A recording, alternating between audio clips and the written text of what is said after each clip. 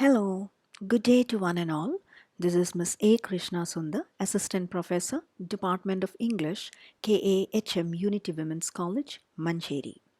So today we are going with a session which is slightly off from the academic part because I keep getting a lot of text messages and emails asking me to upload a basic video on how to do a normal impressive PPT presentation.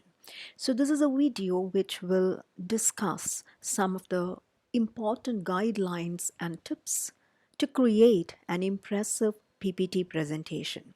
So here comes the title, Tips for an Impressive PPT Presentation.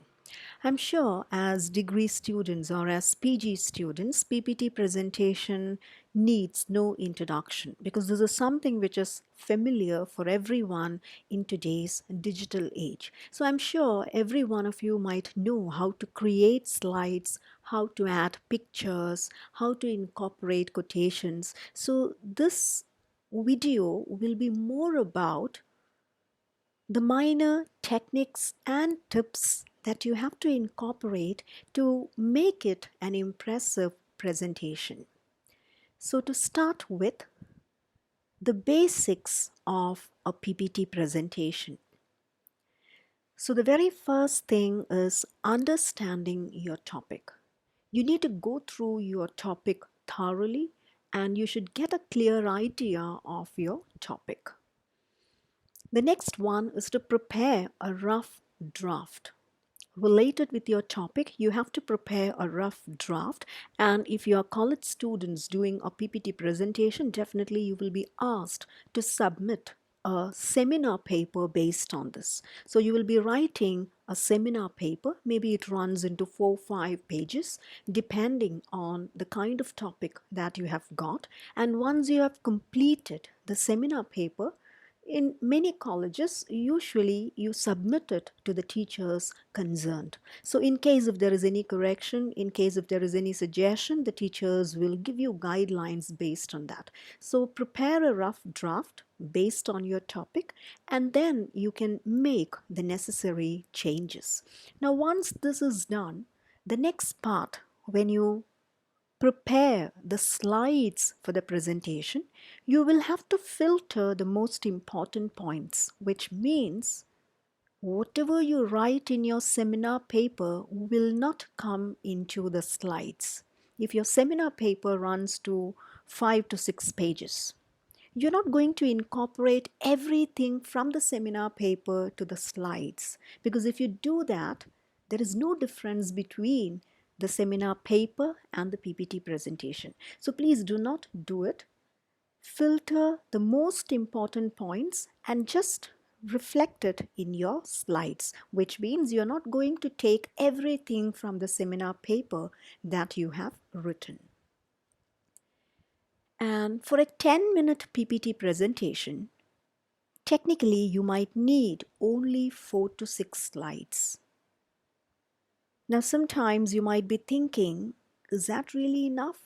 But I would say that is more than enough, because 4 to 6 slides will easily give you time for a 10-minute presentation. I tell you this because technically or theoretically, for a 1 hour presentation, all you need will be 20 slides. So 1 hour is 60 minutes. So for a 60-minute presentation, you need only 20 slides.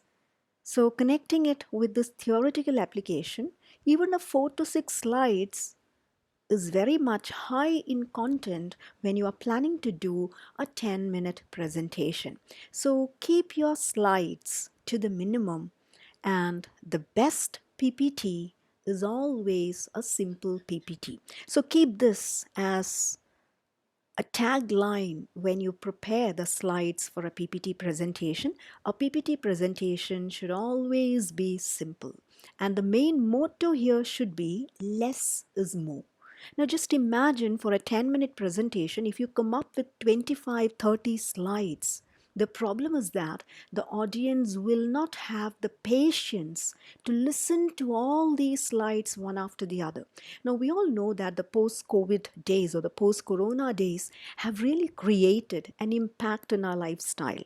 Now, we are so much acquainted with many of the OTT platforms. We belong to a digital age now. Even classes are conducted online, exams are conducted online. So, our attention span is actually decreasing day by day. We just can't concentrate continuously on one thing. And theoretically, it is said that the concentration capacity of an adult with the highest IQ, intelligence quotient, will be just 7 minutes. And we all know that we don't belong to that highest level of IQ because we are all normal human beings. So, if a person with the greatest IQ can focus only for 7 minutes, we can only spend our concentration level nearly for 4 to 5 minutes. So it is always good to keep the number of slides to the minimum, because if you come with 25-30 slides, the audience will easily get bored. You cannot capture their attention for a long time. So less is more. This is the main motto of a very good PPT presentation. The next one is related with your topic. So the first thing is to do a thorough research on your topic. You should know the background of the topic, sometimes the historical data, sometimes the social impact. So whatever is related with the topic, you should have a basic idea on that. But remember, this doesn't mean that you're going to incorporate all these details into the slides. These are things that you should know in case if an interaction comes up. And do not put everything you know into the slides. Certain things which you know should remain in your mind, because sometimes during the interactive session or during the discussion, you can use those points to cover up your statements or to justify your point. So do a thorough research on your topic. The next thing is keep it focused. Now, what do you mean by this line, to keep it focused? Now, when we listen to a number of PPT presentations, we hear a lot of students coming and giving a long kind of explanation regarding the biography of the author. When you start a PPT presentation, you start discussing the biography of the author. For example, you say, Rabindranath Tagore was born in such and such a place. He was born on such and such a date. His father's name is this. His mother's name is this. Now, these are things which are not really necessary for a PPT presentation, because you have to concentrate more on your topic. So, always keep it focused. The next one is organize your ideas and create sections. Now, this will really help you to form different slides, because in one slide you can keep the first session, the second slide you can talk about the next session. So arranging it as sections would really help you to make the slides more effective. Now, omit all extraneous details. As I told you, our concentration capacity level is very, very less these days. So it is always advisable to delete all unnecessary details.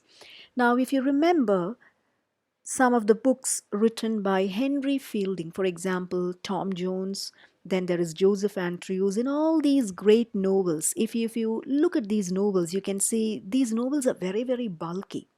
But if you go through the storyline, you can see that most of the areas which are coming within these novels, they are extraneous kind of ideas, because they won't be directly connected with the hero, the protagonist, or the heroine, or the main storyline. So some unnecessary story details, these kind of unnecessary details are given, and the problem is that you call it digression, which means you are actually deviating from the main point. And this is one reason why many people are not very much interested in reading these kind of novels. So the same thing is applicable even for your PPT presentation. So do not bring in all unnecessary details.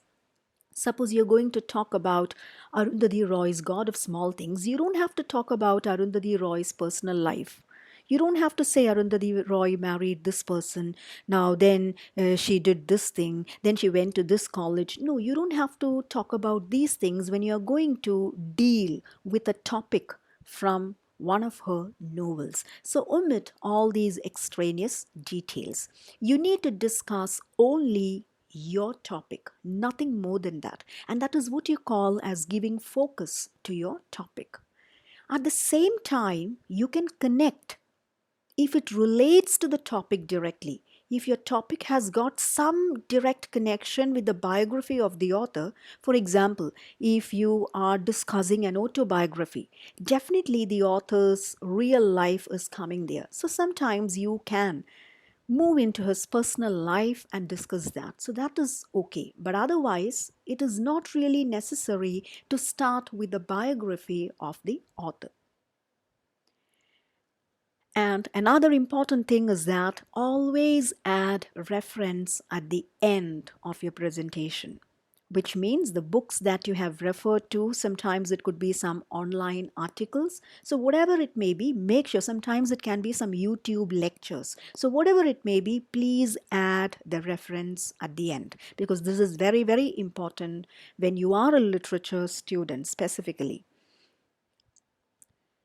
Now, I just want to give you some examples here because we were talking about keeping it focused. We were discussing how to omit extraneous details.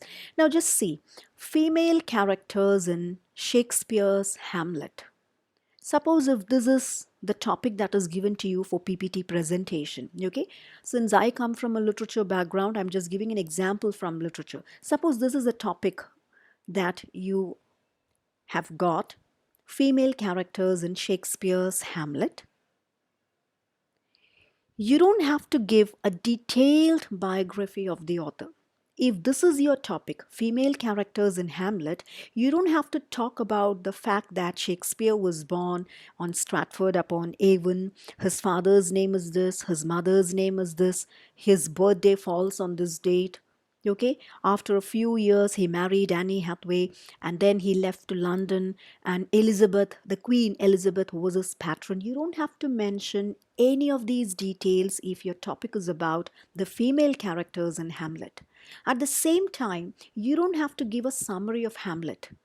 When you start with this topic, you don't have to start by telling that Hamlet is a king of Denmark, he's a prince of Denmark, his father died, his father was killed by his uncle Claudius. No, you don't have to start any of these things when you begin with the presentation. You can omit the biographical details. Maybe just if you want, you can say, as you all know, Shakespeare is a universal dramatist. So we are talking about his Hamlet, which was published in such and such a year. This is enough. You can then switch on to the female characters. So you can talk about Gertrude, Hamlet's mother. You can talk about his lover Ophelia. Okay, so you can just carry it on without giving a lot of importance to the biographical sketch of the author. Again, you don't have to give a summary of Hamlet because that is not what you're asked for. You're only asked to speak about the female characters. So just try to understand what is necessary for your topic rather than connecting it with everything that you know about the author. But at the same time, just look at this. On the other hand, if you get a topic like this, love poems of Robert Browning.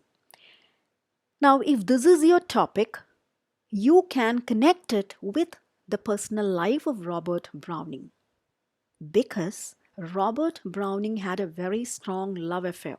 If you are a literature student, you might know that Robert Browning fell in love with Elizabeth Barrett Browning. They started writing letters to each other. After a couple of years, they met. And if you remember, Elizabeth Barrett Browning was also a poet, but she was bedridden. She was not well, and despite the fact that she was not well, Robert Browning was willing to marry her, and he went and talked to Elizabeth Barrett's father, and the father disagreed. He had disagreement for this marriage, his daughter getting married to Robert Browning. So the biographical details suggest that they finally eloped and they went to Italy. Okay, so this is something which can reflect in the love poems written by Robert Browning. So there is a connection. So if you're talking about the love poems of Robert Browning, you can definitely talk about his personal life where he had a very strong love affair. So see, if there is a connecting link, you can speak about those things. Otherwise, do not give the normal biographical details of the author when you start with a PPT presentation. So moving on, next one is about the slides. The first and foremost thing that you have to remember is to choose minimal color schemes. Do not go for so many colors in your slides. Do not go for fluorescent color schemes because this will really distract the audience and they will not feel like looking at your slides. So keep the color schemes to a medium or neutral kind of level. At the same time, be consistent in the background you choose because you start the first slide in yellow, the second slide comes in green, the third slide is purple in color. This again will take away the continuity of your presentation. So color scheme is also very, very important when you do a presentation. The next thing is avoid clutter. Do not make your slides look overcrowded. Stick to a maximum of 5 to 6 bullet points. Now, if you look at this particular slide, you can see there are 6 bullet points. Do not overcrowd it. Now, whatever you have written in your seminar paper, don't push all those data into the slides. Maximum 5 to 6 bullet points, not more than that. The next thing is legible font. Fonts should match the color of the background. If it is a very light background that you are giving, use the font from a dark background. Now just look at the slide. I've given a light pink tone, which is a light shade. So naturally, I've given a dark shade, which is black. So there is a contrast that is coming because this kind of a color contrast will help the audience to read it. So it looks more legible. At the same time, you can also add some visuals if necessary. Okay, because visuals will always keep the audience hooked to the slides. That doesn't mean that you have to bring a visual in every slide, no, but if it's really necessary, you can add 1 or 2 visuals or pictures, images, and this can really help the audience to concentrate. Now, I just want to show you an example. Now, look at this color scheme. See the color. Now, look at the next one. Less is more. Which one do you think is a better color scheme? I'm sure definitely it's the first one, right? I'm sure you can read the second one as well. Less is more. You can read it, right? But you are taking extra effort to read it. But at the same time, the first one, look at the first one. See the color.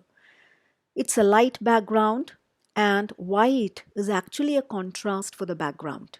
So the readers or the audience can easily capture the idea.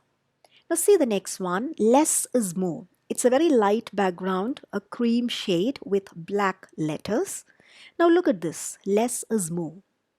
Now the second one also, I'm sure you can read it, but you are taking an extra energy. It is not really striking your eye. You are taking an extra energy to read it. Now apart from these color schemes, designing is also a part of PPT presentations. Now designing is really fine. Okay, you can add animation where the slides come in different patterns and forms. Sometimes you can see there is a twirling. The entire bullet charts will rotate and come. Sometimes it's like opening the door. So you call this animation techniques. Now animation is okay provided you keep this animation to the minimum level, because if animation goes beyond a certain extent, the problem is that the audience will be interested only at the kind of animation that is happening. They won't be really bothered to read or understand the slides that you are presenting in front of them. So designing is fine, but remember, over decorating will actually spoil the quality and decency of the PPT presentation. So I just would like to show you some examples and to make you understand how this works. Now just look at this slide. There are lots of color schemes included here. Now this is actually a very bad idea. Do not use these kind of color schemes because these kind of color schemes will only create a kind of irritation in the audience. So this is actually a bad color scheme. So overuse of colors. So please do not do it. Now look at this one. Now this is very clean, clear kind of slide, but a complete white slide with black letters might look too monotonous, which means when you look at the slide for the first time, it is okay. But just imagine 10, 15 slides coming in the same color combination, it is going to be very, very dull. So you can avoid this plain white background, black letters. This is a very old-fashioned kind of thing. You can just avoid this. Now the next one is related with the content that you place in the slide. As I told you, a maximum of 5 or 6 bullet points will be necessary. And please remember, do not write complete full sentences in the slide, because if you write everything in the slide, you will have nothing more to explain. You will be just reading those things from the slide. And a PPT presentation is not a reading session. You have to understand that. So you need to write only the major points. By looking at that point, you should be able to explain it. So do not write huge, massive paragraphs in your slide. So just look at this. Now this slide looks too crowded. Now this is not a very good sign when you do a PPT presentation. So too much cluttered, you call it cluttered. So never go for a cluttered kind of slide. Now look at this one. This is again a cluttered kind of style. Too much of things. Now when you see too much of writings, you won't feel like reading it. So this will actually hinder the concentration capacity of the audience. Now this is also too crowded. Now moving on, a few more tips to grab the attention. Never read out from slides. Now this is a very bad tendency because you are not doing a news reading program here. You are just presenting it. So presenting means you can look at the key points from the slide and then you can explain. So never read out from your slides. Never try incorporating all points of the seminar paper to a slide presentation. So this is something which we had already discussed. Your seminar paper is a paper. At the same time, your slide presentation is a presentation. So there is a lot of difference between these two. So do not make your slides look like a seminar paper because it is not advisable and people will not be interested to look further into your slides. So make it short and brief. Now practice your presentation with a timer and rearrange. Now this is very, very important. Time management is very important. Suppose if you are given 10 minutes for presentation, do not think that you have to take all the 10 minutes to present. No. If your presentation comes to an end by 7 minutes or 8 minutes, it's perfectly fine. But your presentation should not come to an end in 2 minutes because that is very far away from 10 minutes. Okay, so if your presentation comes to an end by 7 or 8 minutes, it's perfectly fine. But it shouldn't go beyond the given time. If it is a 15 minutes presentation, make sure that you are not exceeding 15 minutes. Even if you stop by the 12th minute, it is fine, but it should not exceed the given time limit. Now, time management is really important. This is very, very important. So even if you stop 2 minutes before the given time, it's fine, but do not exceed the time limit. The next important thing is spell check. Because when you are showcasing a slide to a group of people sitting in front of you, you should always be confident that you are showing a perfect slide. So make sure that all the spellings written in the slide are correct. And if there are areas where you have doubts, check the dictionary and correct it. Because one single spelling mistake in your slide will really speak about the kind of work or preparation that you have done.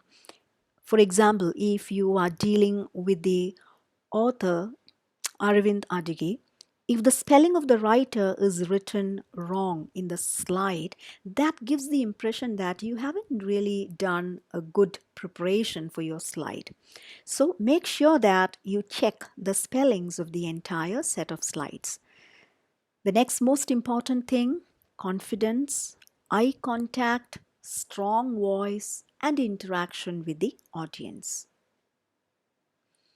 Now add at least two interesting points related to your topic. Now this can really grab the attention of the audience. Now suppose you are doing, as college students, you will be doing a lot of PPT presentations for your seminars.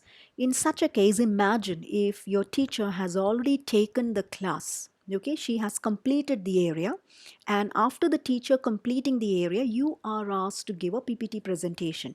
So if you are repeating what the teacher has already said in class, there is nothing new in your presentation. Your friends would have already listened to the teacher's lecture, so you are not adding anything to it.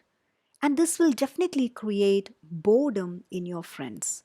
So, if it is something related to a topic which has already been done by the teacher, try to collect some information, at least one or two points, interesting points related to your topic which the teacher has not previously discussed in class. Or sometimes some kind of information which your friends never knew about the author. So, these kind of pieces of information can really keep your presentation interesting. Now, next one is creating an impressive presentation. What are the things that you should do? So this is just like a revision.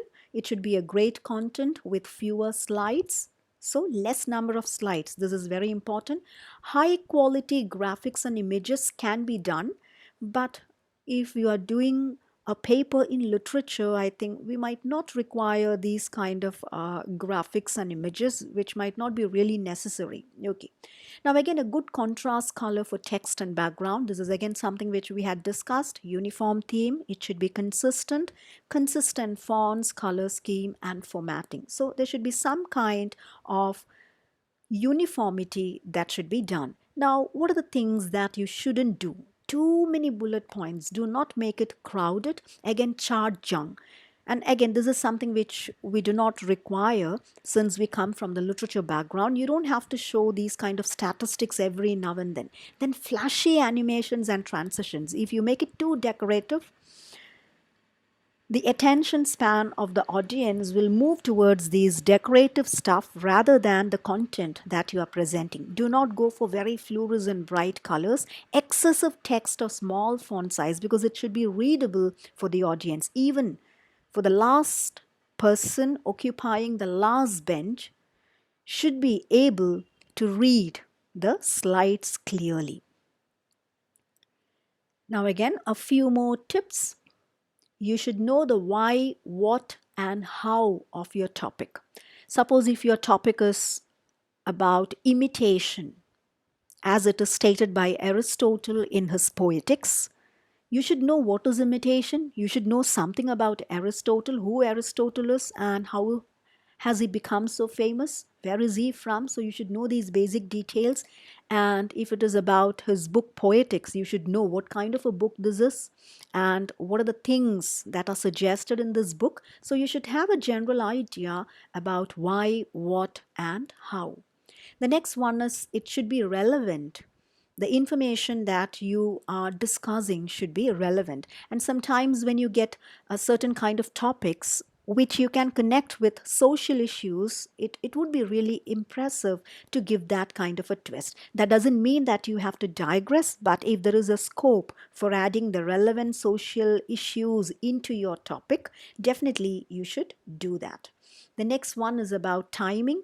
Now see, never do a PPT presentation in front of the audience without prior rehearsal, because set a timer and practice it from your home so that you will get an idea how it works, whether it's taking 12 minutes or 14 minutes or 15 minutes. Now, if you know if it is exceeding the time limit, definitely you have to rearrange your slides and make it short, because exceeding time limit will definitely give a very bad impression for PPT presentations. The next thing is knowing your subject. So this is something which we had already discussed, knowing the audience, because you should know. This is what I told you. If your friends had listened to the lecture given by the teacher already, all the information that you are providing from the teacher's class will be a repetition for your friends. So try something new, add some extra information. So create something of interest. Now, the main point here is you are not aiming for a good presentation, but you are going to aim for a great presentation. So keeping everything to the minimum is the main idea behind doing a great PPT presentation. So with this, we come to the end of the session today. So thank you very much. Thank you very much for your patient listening. In case if you have any suggestions, doubts, or questions, please do not hesitate to connect with me in my email ID. So thank you very much once again. Good day.